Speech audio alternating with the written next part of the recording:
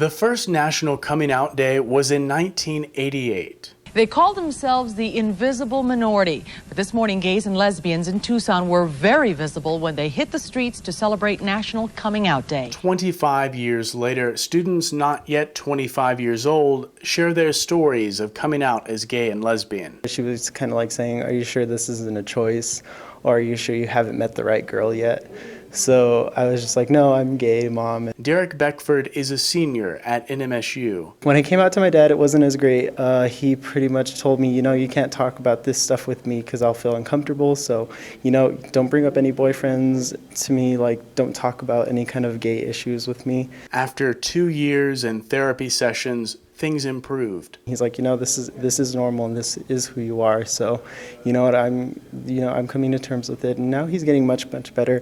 Beckford answers questions students and professors might have through the Sexual and Gender Diversity Resource Center. At the center is coordinator Jessica Spohn. She says coming out as gay or lesbian can be the hardest when it comes to family. You can get kicked out of the house, you get all your financial aid cut off. Her own experience wasn't that bad though. And so I was like, "Okay, Dad, well, we're going, to this movie tonight. All my friends are going to be there, and they're queer, and they're like me because I'm bisexual, and there's food," and and I just kind of threw it in there, and he was like, "Yeah, I know. Anything else?" And went back to his voicemail, and I was like, "Oh, okay." Not everyone in the group is gay.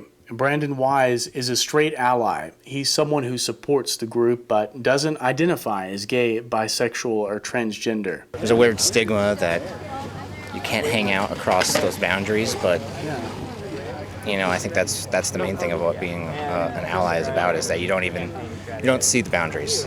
Gay and lesbian students face fewer challenges today than 25 years ago, but there's still some stigma when it comes to transgendered people. Derek Beckford says it comes down to learning that everyone has two separate identities. Gender and sexuality are two majorly different things that I think a lot of people collide because of stereotypes and other social norms. NMSU offers Safe Zone training that covers diversity, including sexual identity.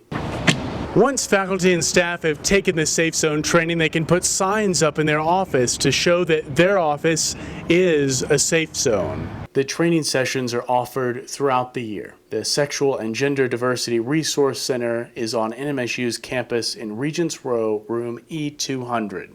Sloan Patton, KRWG News.